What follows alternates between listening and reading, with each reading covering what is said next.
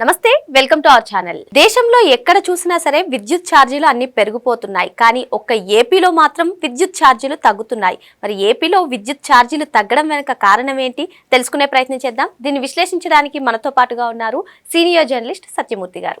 నమస్తే సార్. నమస్కారం అండి. సార్, ఏ రాష్ట్రంలో చూసినా విద్యుత్ ఛార్జీలు అన్నీ కూడా పెరుగుతూనే ఉన్నాయి. కానీ ఒక్క ఏపీలో ఈ కరెంట్ ఛార్జెస్ తగ్గడానికి కారణం ఏంటంటారు?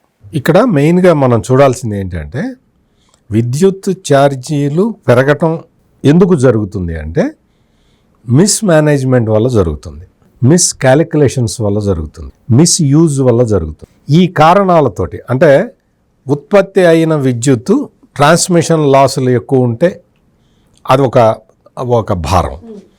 ఈ ట్రాన్స్మిషన్ లాసులను ఎప్పటికప్పుడు తగ్గించుకోవాలి.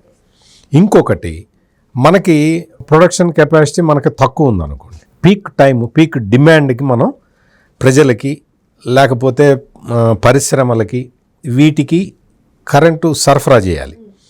అందుకని మనం పక్క రాష్ట్రాల నుంచి ఎక్కడైతే మిగులు విద్యుత్ ఉంటుందో ఆ రాష్ట్రాల నుంచి కొనుక్కోవాలి. అదొకటి. ఈ రెండు కాకుండా కరప్షన్, హై లెవెల్ కరప్షన్. దాన్ని ఏంటి అంటే ఇప్పుడు నాకు ఎవరన్నా కమిషన్ ఎక్కువ ఇస్తానన్నారు అనుకోండి, మీరు కమిషన్ ఎక్కువ ఇస్తానంటే మీ దగ్గర కొంటాం. ఇంకో పక్క ఆయన నా కమిషన్ వద్దండి చీపుకి ఇస్తానంటే ఆయన దగ్గర తీసుకోం. మనం కొంచెం ఎక్కువ రేటు పెట్టైనా మీకు మీ దగ్గర కమిషన్ కోసం కక్కుర్తి పట్టాం. ఇటువంటి కార్యక్రమాల వల్ల విద్యుత్ సరఫరా సంస్థల మీద విపరీతంగా బర్డెన్ పడుతూ ఉన్నది.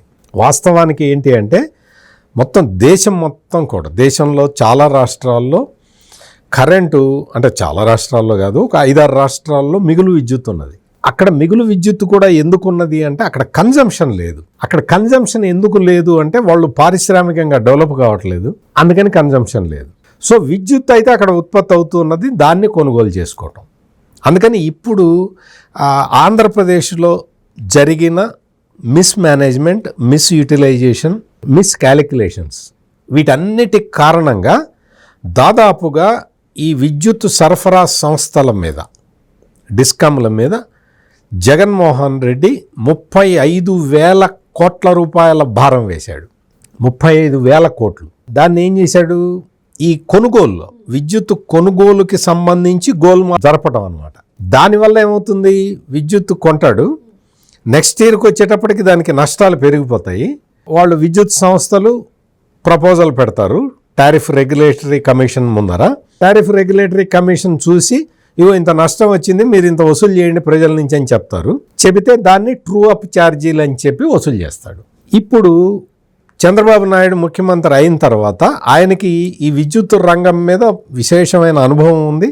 ఆయన విద్యుత్ సంస్కరణలని అమలు చేసిన, అంటే దేశంలోనే మొట్టమొదటి ముఖ్యమంత్రి. విద్యుత్ సంస్కరణలు అమలు చేస్తే తప్ప మనకి వేరే గత్యంతరం లేదు అన్న ఒక నిర్ణయంతో ఆయన ఈ దేశంలో విద్యుత్ సంస్కరణలు మొదలుపెట్టిన మొదటి ముఖ్యమంత్రి చంద్రబాబు నాయుడు. ఆయన ఏం చేశాడు, ఈ ట్రాన్స్కో, ఈ డిస్కామ్లు వీటికి ఉన్నాయి, వీటికి సంబంధించిన ఎవడి ప్రాఫిట్ వాడిదే, ఎవడి లాస్ వాడిదే. మీరు ట్రాన్స్మిషన్ లాసులు తగ్గించుకోవాలి, ప్లస్ ఎఫెక్టివ్గా బిల్లులు వసూలు చేయాలి, లోటు లేకుండా చూసుకోవాలి. జెన్కో ఉంది, జెన్కోకి టార్గెట్లు, మీరు ఇంత ఉత్పత్తి చేయాలి, పిఎల్ఎఫ్ ప్లాంట్ లోడ్ ఫ్యాక్టర్ అంటారు, అది తగ్గకుండా చూసుకోవాలి అనేది వాళ్ళకి టార్గెట్లు.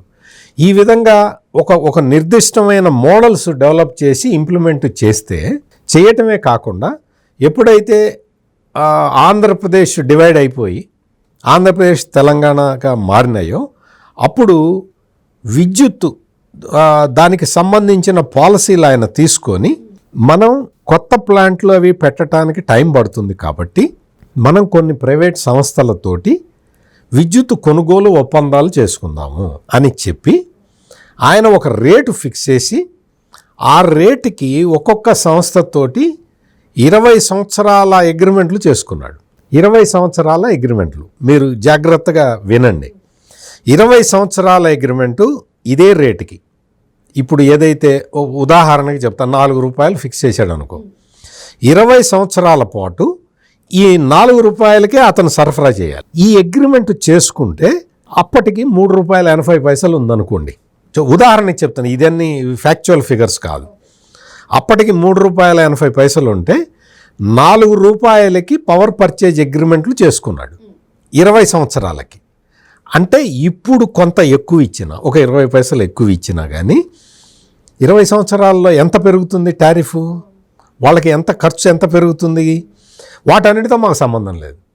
మీరు ₹4 ఇవ్వాలని అగ్రిమెంట్ చేసుకుంటే ఆ రోజున జగన్మోహన్ రెడ్డి చంద్రబాబు నాయుడు కమిషన్ల కోసం ఈ ₹3.80 ఉన్న విద్యుత్తుని ₹4 కొన్నాడు అని చెప్పి ప్రజలని మభ్యపెట్టాడు. అంటే నేను చెప్పిన ఫిగర్లు ఊరికే మీకు అర్థం కావడానికి చెప్పిందే తప్ప యాక్చువల్ ఫిగర్స్ ఇవి కాదు. ఇది చెప్పిన తర్వాత ప్రజలకి వాళ్ళకి అర్థం కాల, జగన్మోహన్ రెడ్డి చెప్తున్నది కరెక్టేమో, లేకపోతే ₹3.80 ఉంటే ₹4 ఎందుకు కొంటాడు చంద్రబాబు నాయుడు అని అనుకున్నారు. ఆ విధంగా భ్రమ కల్పించాడు ఈ జగన్మోహన్ రెడ్డి.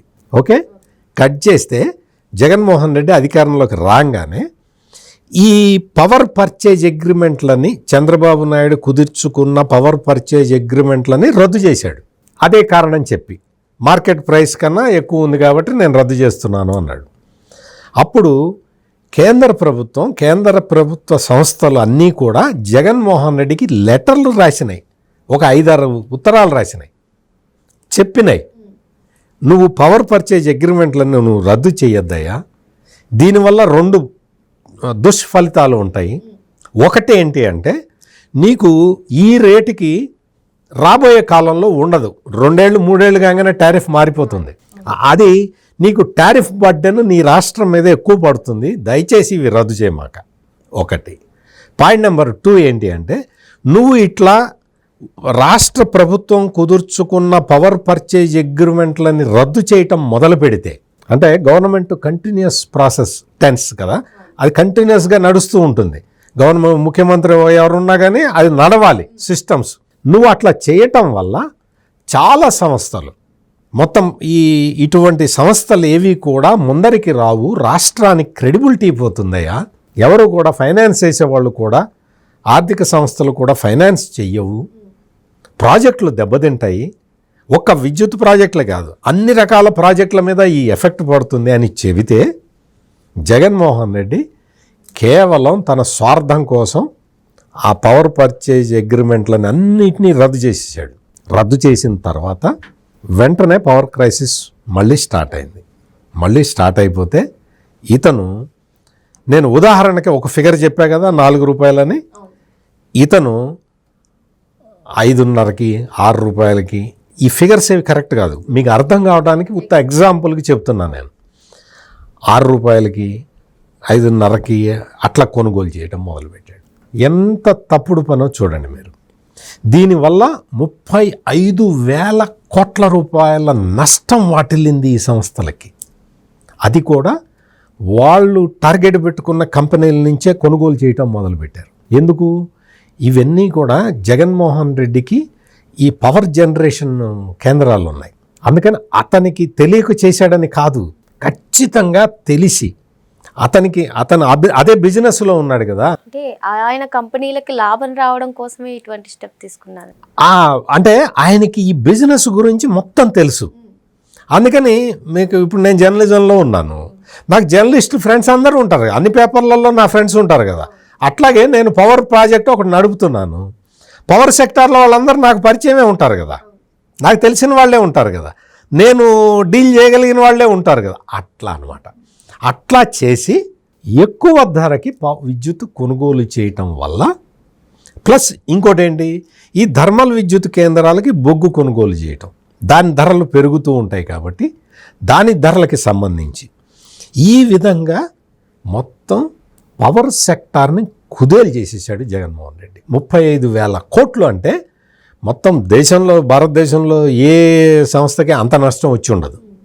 బికాజ్ ఆఫ్ జగన్మోహన్ రెడ్డి ఆంధ్రప్రదేశ్లో పవర్ సెక్టార్కి అంత నష్టం జరిగింది. ఇప్పుడు ఏం చేస్తున్నారు అంటే, ఇందాక నేను ఆల్రెడీ అంతకుముందు ఏం చేశాడో చంద్రబాబు నాయుడు చెప్పాను, ఆ తర్వాత జగన్మోహన్ రెడ్డి ఎట్లా విధ్వంసం చేశాడో చెప్పాను కదా.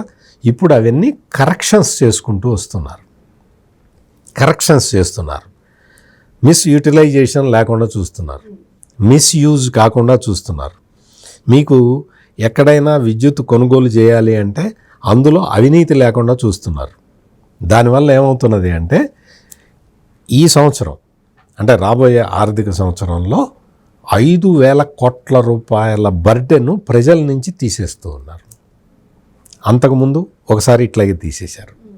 అంటే అప్పుడు కూడా దాదాపుగా 5,000 కోట్లు. ఇప్పటికే మొత్తం అగ్రికల్చర్ సెక్టార్కి ఇచ్చే పవర్కి సంబంధించి 3,000 కోట్ల రూపాయల భారాన్ని ప్రభుత్వం మోస్తున్నది, ఆల్రెడీ మోస్తున్నది.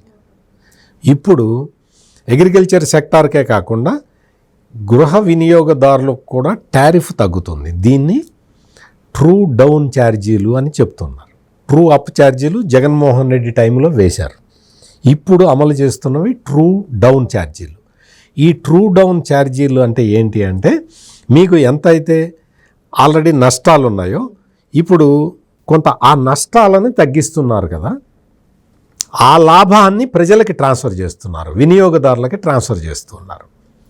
అందుకని ఏంటి అంటే ఈ ట్రూ డౌన్ ఛార్జీలు అనేది మొట్టమొదటిసారి ఆంధ్రప్రదేశ్లోనే ఆ పదం వినపడుతుంది. నేను ఇందాక చెప్పాను కదా, పవర్ సెక్టార్లో మీకు రిఫార్మ్స్ తీసుకొచ్చినప్పుడు చంద్రబాబు నాయుడు క్లియర్ కట్గా చెప్పాడు, పవర్ ఛార్జీలు తగ్గుతాయి, రిఫార్మ్స్ అమలు చేయండి అని చెబితే చంద్రబాబు నాయుడు మీద వీళ్ళ నాన్న రాజశేఖర్ రెడ్డి, ఈ జగన్మోహన్ రెడ్డి వీళ్ళందరూ కలిసి చంద్రబాబు నాయుడు మీద బురద జల్లి ఆ ప్రాసెస్ మొత్తాన్ని డిలే చేయటం వల్ల మొత్తం ఉమ్మడి ఆంధ్రప్రదేశ్లో కానీ విభజిత ఆంధ్రప్రదేశ్లో కానీ ఇన్ని సంవత్సరాల పాటు ప్రజలు ఇబ్బందులు పడ్డారు విద్యుత్ సెక్టార్లో. ఆంధ్రప్రదేశ్ డివైడ్ అయిపోయిన తర్వాత మిగులు రాష్ట్రంగా తీసుకొచ్చాడు చంద్రబాబు నాయుడు. రెండు సంవత్సరాల తర్వాత నుంచి పవర్ కన్జంప్షన్లో మిగులు రాష్ట్రంగా మారిన ఆంధ్రప్రదేశ్ని ఈ జగన్మోహన్ రెడ్డి విధ్వంసకర విధానాలతో మళ్ళీ లోటులోకి నెట్టాడు. ఇంకా లోటు కంప్లీట్ కావటం, మిగులు రాష్ట్రంగా మారటానికి ఇంకా టైం పడుతుంది. కానీ ప్రస్తుతానికైతే ట్రూ డౌన్ ఛార్జీల పేరుతో ఆ బెనిఫిట్ని ఏం బెనిఫిట్, ఎఫిషియెంట్గా పవర్ సెక్టార్ని మేనేజ్ చేయటం వల్ల వనగూరిన ప్రయోజనాలని ప్రజలకి ట్రాన్స్ఫర్ చేస్తూ ఉన్నారు. ఇది చాలా అద్భుతమైన విషయం. దీన్ని మొత్తం ప్రజలందరూ అర్థం చేసుకొని కూటమి ప్రభుత్వానికి సపోర్ట్ చేయాలి. మరో అంశంతో మళ్ళీ కలుద్దాం. Thank you sir. నమస్కారం.